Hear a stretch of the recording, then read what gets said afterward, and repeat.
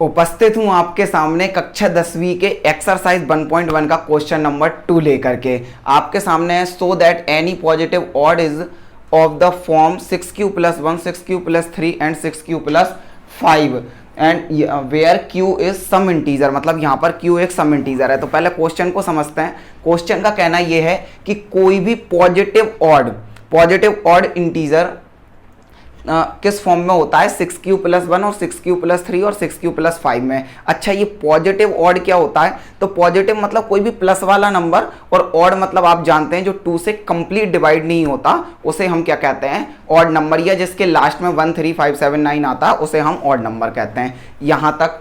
इसके अलावा आपके लिए ये कुछ चीज़ें समझनी पड़ेंगी जो कि इंपॉर्टेंट करके लिखी हुई हैं। अच्छा समझना, YouTube पर आपके लिए एक सॉल्यूशन मिल जाएगा, आंसर मिल जाएगा, मेथड मिल जाएगी, पर ये जो इंपॉर्टेंट चीज़ है ये आपको शायद कहीं नहीं मिलेगी, क्योंकि इससे आपका बेसिक क्लियर होने वाला है एकदम। आप बस इस चीज़ को याद रखें कि इवन का मल्टीप्लाई कभी भी आप इवन नंबर से करेंगे तो रिजल्ट आपको हमेशा क्या मिलेगा, इवन मिलेगा।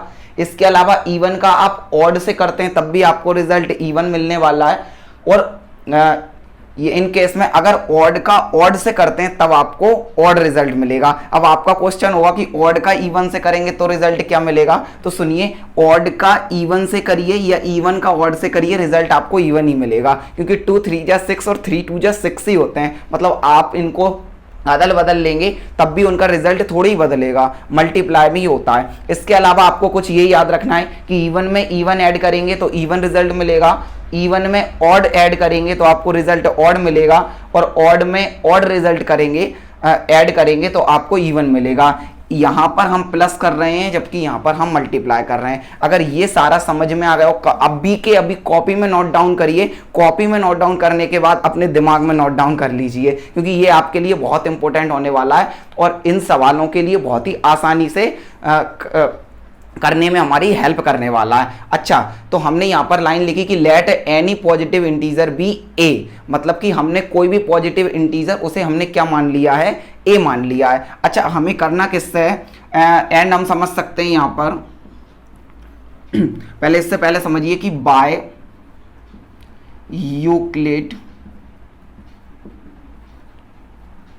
यूक्लिड एल्गोरिथम बोलिए आप डायरेक्ट।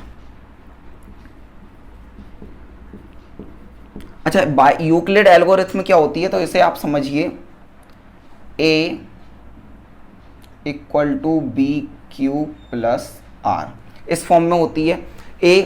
अब यहाँ पर हमारा b क्या है, तो देखिए b हमारा इस जगह क्या है, 6, इसलिए हम b की वैल्यू क्या लिख सकते हैं, b = क्या है, 6 है। अच्छा, q तो हमारे लिए कोई इंटीजर है, r क्या हो सकता है, r मतलब क्या होता है, रिमाइंडर। अच्छा, इससे पहले आप एक चीज़ समझिए कि जब हम कोई डिवाइड करते हैं, जैसे हमने 3 से डिवाइड किया, 13 का डिवाइड किया, तो हम कैसे करते हैं, 3 4 जा 12, यहाँ पर रिमाइंडर क्या बचा, 1 बचा।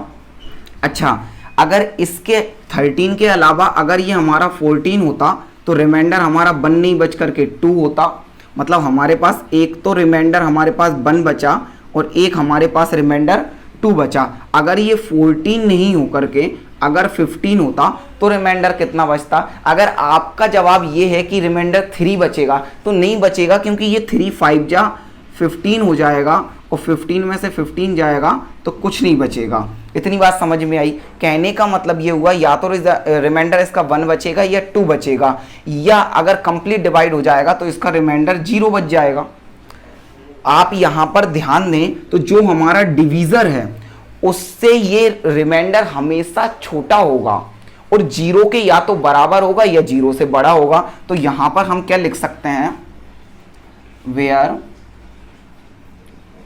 आर, ये जो आर क्या है, रिमाइंडर है, आर या तो बड़ा होगा 0 से या इक्वल टू होगा, मतलब या तो 0 के बराबर होगा या 0 से बड़ा होगा, क्या होगा, आर।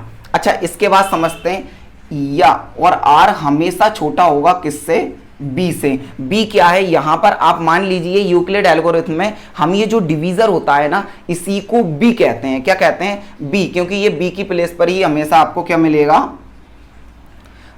b की प्लेस पर हमेशा आपके लिए ये हमारा डिवीजर ही मिलने वाला है। यहां तक बात समझ में आई हो तो अब हमारे लिए सवाल को समझने में बहुत ही आसानी होगी।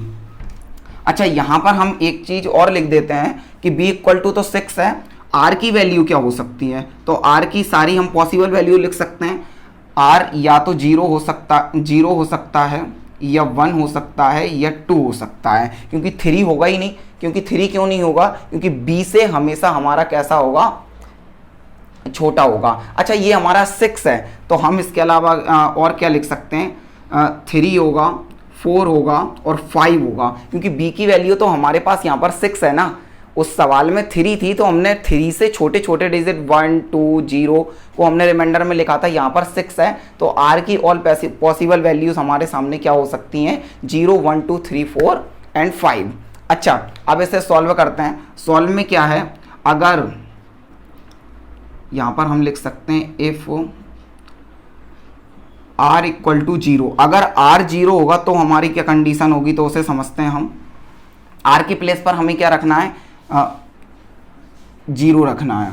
तो हमारा क्या है, a equal to B Q plus R, ये तो हमने यूक्लिड एल्गोरिथम में लिखा।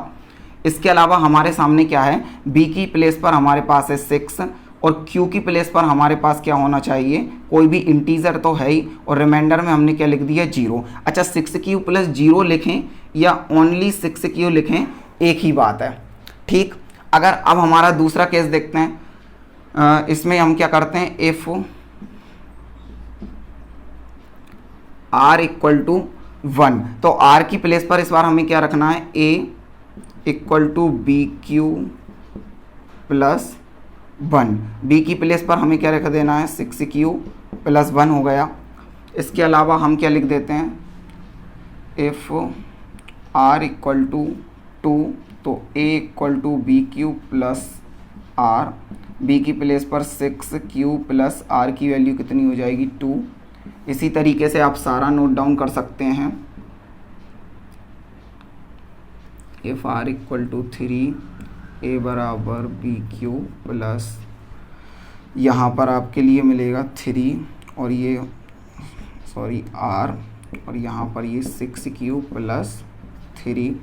ऐसे ही हमारा होगा इफ r इक्वल टू 4, तो a equal to B Q plus r, ये हो जाएगा 6q प्लस 4।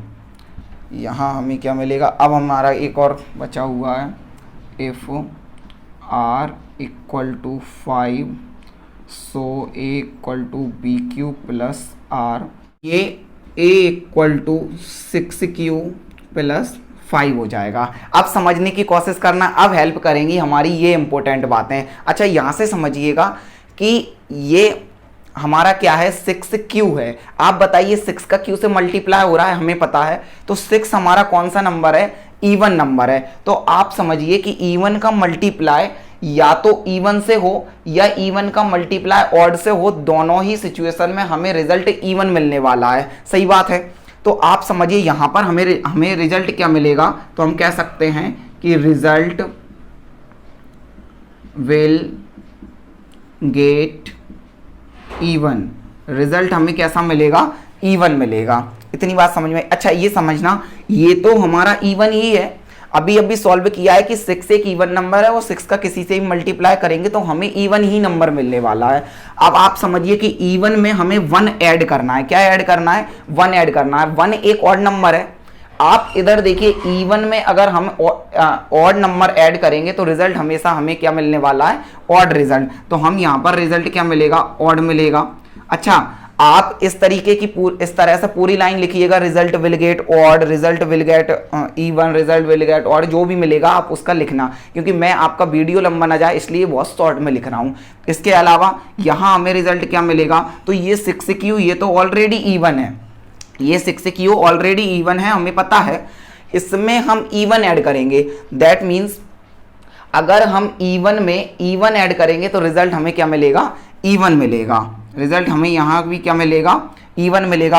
ऐसे ही हमें रिजल्ट यहाँ पर बिट्टू ऑड मिलेगा और यहाँ पर हमें इवन मिलेगा और फिर हमें यहाँ पर रिजल्ट क्या मिलने वाला है, ऑड मिलने वाला है। अब देखिए, अब समझने की कोशिश करिएगा कि हमारे क्वेश्चन का कहना क्या था कि सो दैट हमें शो करना था कि कोई भी पॉजिटिव ऑड हो, पॉजिटिव ऑड इंटीजर हो, वो किस फॉर्म में रहेगा, या तो 6q+1 या 6q+3 या 6q+5 की फॉर्म में। इसे देखते हैं। अच्छा यहां तो हमें इवन रिजल्ट मिल रहा है, तो ये तो हमारा होगा ही नहीं, इसे कैंसिल करते हैं। अच्छा यहां ऑड रिजल्ट मिल रहा है, ऑड की तो रिक्वायरमेंट थी ना, तो हमारा ये तो करेक्ट है, मतलब ये हमें ऑड रिजल्ट दे रहा है। अच्छा ये इवन दे रहा है तो इसे कैंसिल करते हैं, ये ऑड दे रहा है तो ये हमारा करेक्ट है, और ये इवन दे रहा है तो इसे भी कैंसिल करते हैं, और ये हमें ऑड दे रहा है, ये भी मतलब हमारा करेक्ट है।